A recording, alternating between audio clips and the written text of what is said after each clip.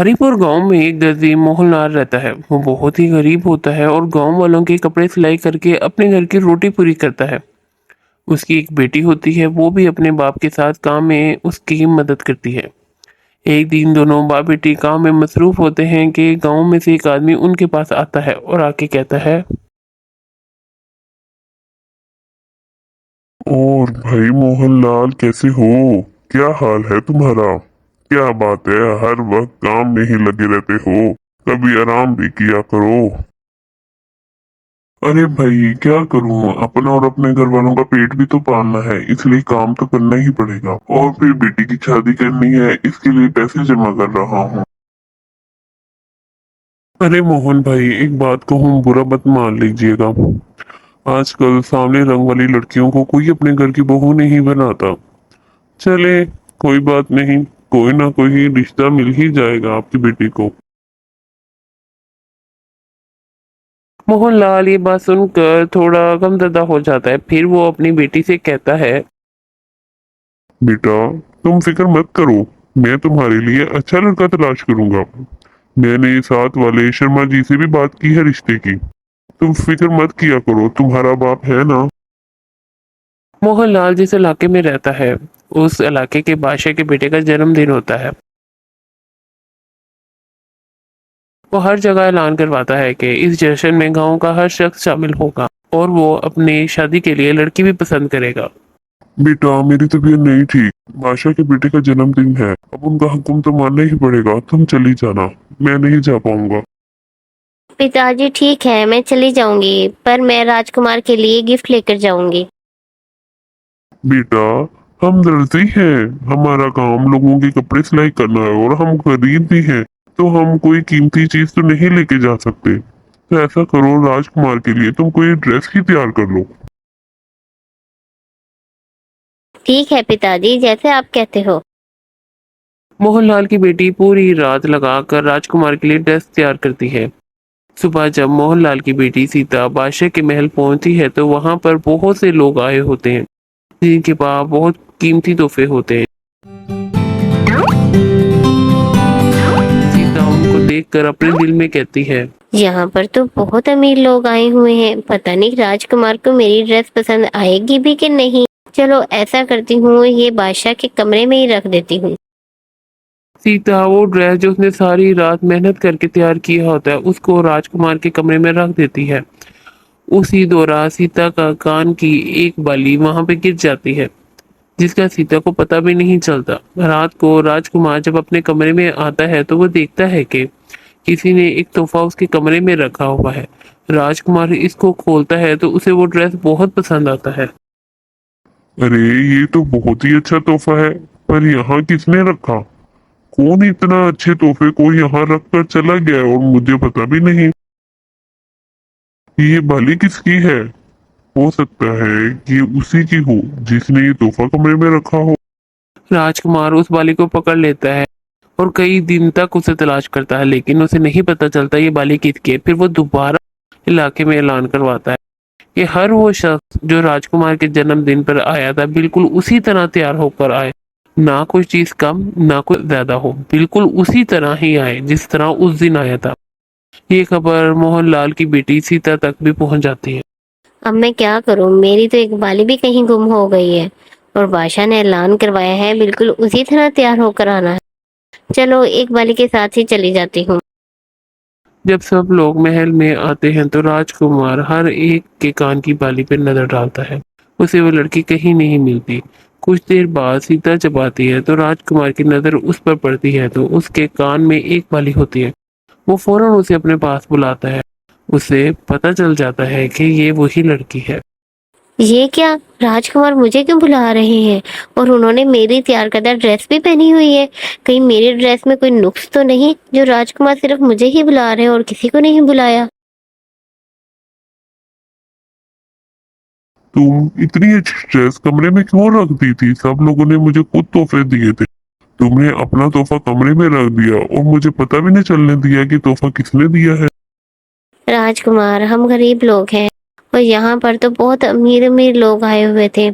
उन्होंने आपको कीमती कीमती तोहफे दिए, मेरे तोहफा कीमती नहीं था, इसलिए ऐसे ही कमरे में रख दी।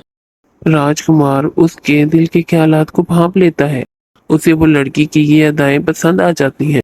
राजकुमार वहां सबके सामने ऐलान करता है कि मैं इसी लड़की से शादी करूंगा। सीता ये बात सुनकर हैरान हो जाती है। इसके बाद राजकुमार सीता से शादी कर लेता है और गरीब सीता उस महल की मलका बन जाती है।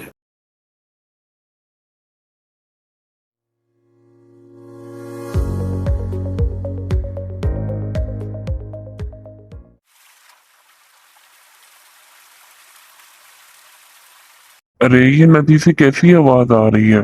चलो चल के देखता हूँ। राजू जब नदी के पास जाता है तो क्या देखता है कि वहां पर परिस्तान की परियां नहा रही होती हैं। राजू दूर खड़ा उनकी बातें सुन रहा होता है। राजू की नजर एक परी पे जाती है जिसका नाम लीला होता है। वो बहुत ही खूबसूरत होती है। राजू उसकी तरफ देखता और देखता ही रह जाता है। उसे वो बहुत ही पसंद आती है। ये परी तो बहुत खूबसूरत है। इसे देखने के बाद तो किसी और चीज को देखने की ख्वाहिश ही नहीं रही। मुझे तो इससे प्यार हो गया है। दिल करता है बस इसे ही देखता रहूं। चलो अब चलते हैं, काफी देर हो गई है। अगर रानी जी को पता लग गया तो हम यहाँ पे हैं तो वो हमें सजा देंगी। परियां वहां से फौरन परिस्तान की तरफ चली जाती हैं। लेकिन जब राजू वहां से जाने लगता है तो उसकी नजर एक चीज पे पड़ती है। वो जाके देखता है तो वो एक जादुई छड़ी होती है। ये क्या? उस सुंदर परी की जादुई छड़ी तो यहीं पे रह गई। चलो इसको मैं अपने पास रख लेता हूँ। वो इसको लेने तो जरूर आएगी। इसी बहाने मैं उसे देख भी लूंगा। राजू जादुई छड़ी को पकड़ के बैठा रहता है और परी के आने का इंतजार करता है। दूसरी तरफ जब लीला को पता लगता है हाय, मेरी जादुई छड़ी कहाँ चली गई? मुझे लगता है कि वो वहीं नदी के पास ही रहेगी। अब मुझे दोबारा लेने जाना पड़ेगा। जैसे ही लीला अपनी जादुई छड़ी लेने नदी के पास आती है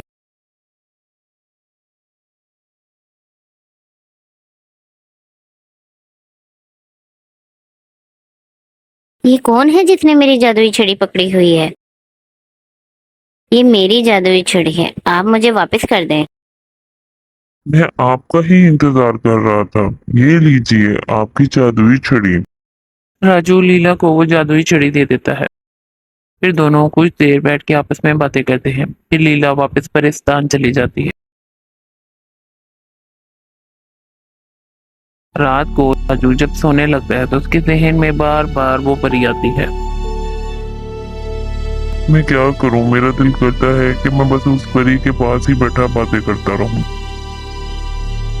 दूसरी तरफ लीला का भी यही हाल होता है। वो भी राजू के बारे में ही सोचती रहती है। उसका दिल भी वहीं जाने को करता है। अगले दिन लीला सुबह सुबह ही नदी के पास आ जाती है और राजू भी वहीं पर होता है। दोनों काफी देर आपस में बातें करते हैं। अच्छा रांझू, अब मेरे चलने का वक्त हो गया है, मैं कल फिर आऊंगी। ये कहकर लीला परिस्तान की तरफ चली जाती है। जब वो चली जाती है तो एक चुड़ैल वहां पर आती है और राजू को वहां से ले जाती है।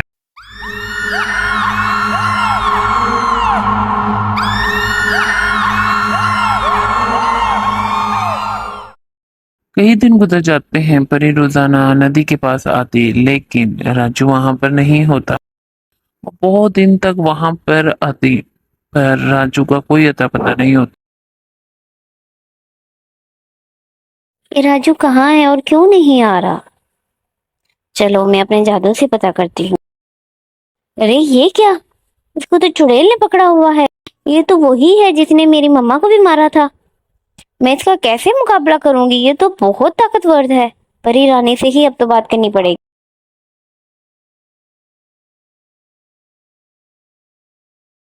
लीला परी रानी के पास जाती है और उसे वो सारी कहानी बता देती है और ये भी बताती है कि राजू अब उस चुड़ैल के कब्जे में है। परी रानी उसे कहती है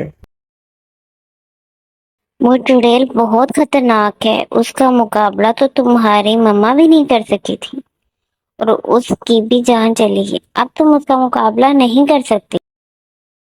परी रानी, मैं राजू से प्यार करती हूँ। आप मुझे कोई तरीका बताएं, मैं अपनी मम्मा का बदला भी उससे लूंगी।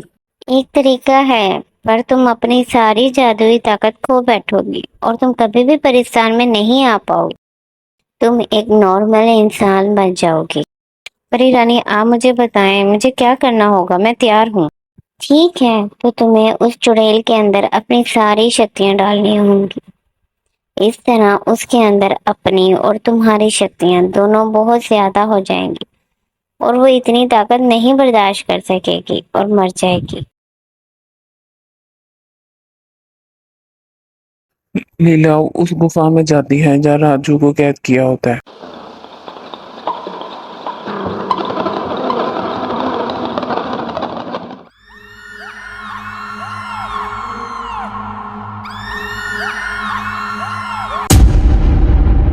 वो अपनी सारी शक्तियां उस चुड़ैल के अंदर डाल देती है और वो मर जाती है।